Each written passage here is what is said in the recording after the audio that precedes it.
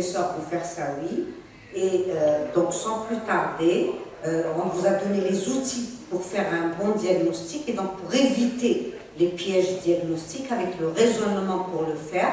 Et maintenant, on va vous parler, le docteur Sekfali va vous parler de certains pièges diagnostiques. Madame la Présidente, chers confrères, je suis ravie d'être parmi vous aujourd'hui pour participer à ces rencontres algériennes de pédiatrie ambulatoire qui sont 100% virtuelles. Comme nous venons de le voir avec le professeur Boufersaoui, l'allergie aux protéines de lait de vache est une entité, c'est une affection aux multiples visages, aux multiples facettes qui peut revêtir un panel de présentation clinique. Comment s'y retrouver dedans et comment ne pas tomber dans les pièges diagnostiques? Dans cette optique, donc je vais vous présenter une observation. Cette observation, c'est celle d'un enfant qui nous a été adressée pour une suspicion d'APLV. Alors, est-ce réellement une allergie aux protéines de lait de vache? Alors, nous avons reçu le petit Younes alors qu'il avait 7 mois. C'est un enfant qui est né à terme. Il avait été mis dès la naissance sous régime d'éviction de protéines lactées bovines et dès les premiers jours de vie, il avait présenté une diarrhée avec stagnation pondérale. Ça a amené les parents à consulter, le diagnostic d'APLV a été suspecté et dès lors, le petit a été mis sous régime d'éviction des protéines lactées bovines avec maintien de l'allaitement maternel. Ce qui a entraîné un amendement, un tarissement de la diarrhée au bout d'une semaine avec l'amorce d'une bonne courbe de croissance. À 4 mois, la mère du petit Younes lui donne un pot de petit suisse, ce qui provoque chez lui, au bout de 2h30, un accès de vomissement enjeu répété avec léthargie et diarrhée quelques heures après. Fort heureusement, le petit Younes a bien évolué, il n'a pas présenté de problème, il a passé la nuit à téter. Depuis, la maman a arrêté toute diversification, elle a maintenu son lait et aucun autre incident n'a été rapporté. Alors, devant ce tableau clinique aigu, devant ce tableau avec apparition brutale de vomissements incoercibles, de léthargie, de diarrhée, nous devons impérativement savoir tout d'abord écarter une urgence chirurgicale, notamment une invagination intestinale aiguë. Au moindre doute, faire une échographie abdominale. Ce tableau aigu mime un sepsis. Il faut savoir écarter une infection bactérienne, notamment par un bilan de présomption d'infection. Il faut savoir éliminer une gastroentérite, qu'elle soit virale, bactérienne. Mais là, dans ce contexte, on a habituellement de la fièvre et c'est des symptômes qui généralement perdurent. Devant ce tableau, il faut également penser à une APLV IgE médiée, en l'occurrence une anaphylaxie. Rappelez-vous, il avait une léthargie. Est-ce que ce n'est pas plutôt un malaise, un signe systémique d'une anaphylaxie? Mais là, le contexte n'est pas en faveur. La chronologie, elle a été retardée au-delà de 2 heures. Or, dans l'anaphylaxie, les symptômes surviennent habituellement dans la demi-heure qui suit. Il s'agit en effet probablement d'une allergie aux protéines de lait de vache non IgE médiée. Mais quel type d'APLV non IgE médié nous sommes confrontés ici? S'agit-il d'une proctocolite? Il faut savoir que dans la proctocolite, c'est une affection qui est bénigne transitoire. Il y a des rectorragies, mais il n'y a aucunement un retentissement sur la croissance. Ce n'est pas une proctocolite. S'agit-il d'une entéropathie? Dans l'entéropathie, il est vrai qu'il y a de la diarrhée, qu'il y a un retentissement, mais en aucun cas on a une phase aiguë de vomissement. Ce n'est pas une entéropathie.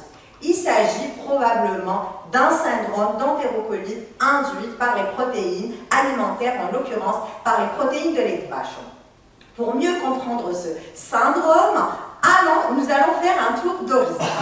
Alors, le CEPA, c'est quoi? C'est une allergie alimentaire non IgE médiée, caractérisée par des manifestations quasi exclusivement digestives.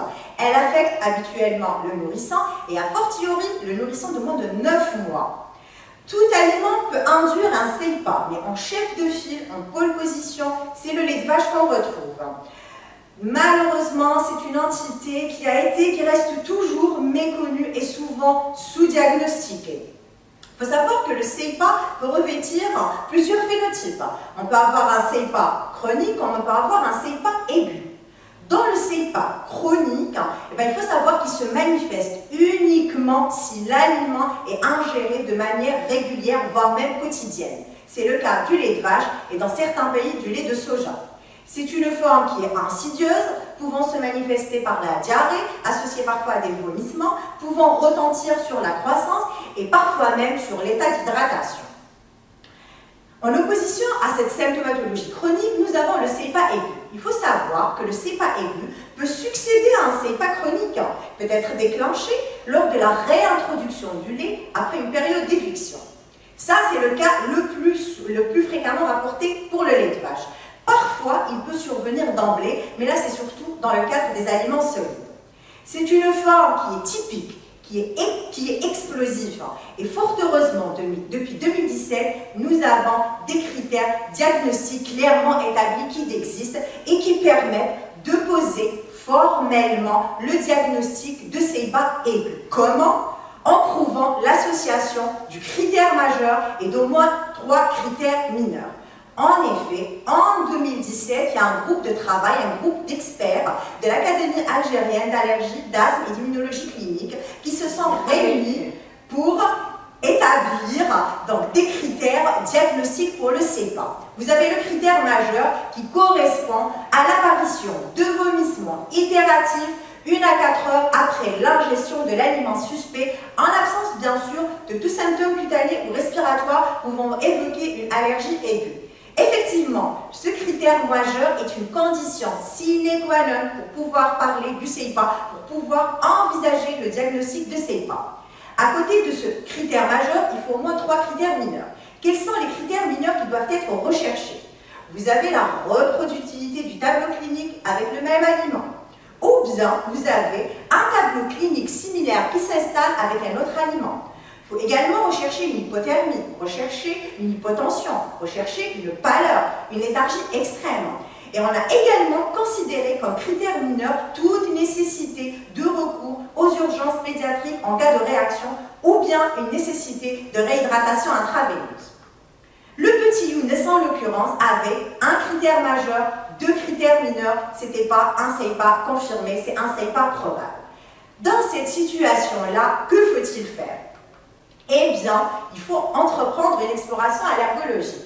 Bien, nous avons fait des pré-tests, un dosage d'IgE spécifique qui se sont avérés négatifs, attestant de l'absence de sensibilisation. Pourquoi? Eh bien, ça nous a guidés pour le choix du test de provocation orale. L'absence de sensibilisation, donc, induit un test de provocation orale adapté au CEPA qui doit impérativement être réalisé en hôpital du jour à proximité d'une unité de soins intensifs en raison du potentiel risque de choc hypovolémique. Attention! Par ailleurs, il faut savoir que dans 24% des cas de CEPA, il y a une sensibilisation, on parle alors de CEPA atypique. Dans ce cas-là, on va avoir recours au TPO rush pour confirmer le diagnostic et non au TPO adapté au CEPA. Voilà. Concernant ce TPO adapté au CEPA, à l'instar du TPO classique, il faut bien sûr obtenir le consentement, il faut le faire chez un enfant en dehors de toute poussée de maladie chronique, exacerbation des nasses, poussée de D1, chez un enfant âgé ayant arrêté tout traitement antihistaminique et surtout après une période d'éviction de 4 semaines. Il doit impérativement être réalisé dans une structure hospitalière à proximité d'une unité de soins intensifs. Ce qui est particulier au CEPA, c'est qu'avant de débuter, il faut réaliser une numération formule sanguine. Il faut prendre un apport veineux et il faut préparer le chariot d'urgence qui est propre au CEPA. Pas d'adrénaline. En l'occurrence, en revanche, il faut préparer du sérum salé isotonique, de l'indensitran et du solumédrol. Comment procède-t-on? Eh bien, on va donner à l'enfant 3 doses équivalentes à un intervalle de 30 minutes pour atteindre une dose totale de 0,3 g par kilo sans dépasser les 3 g.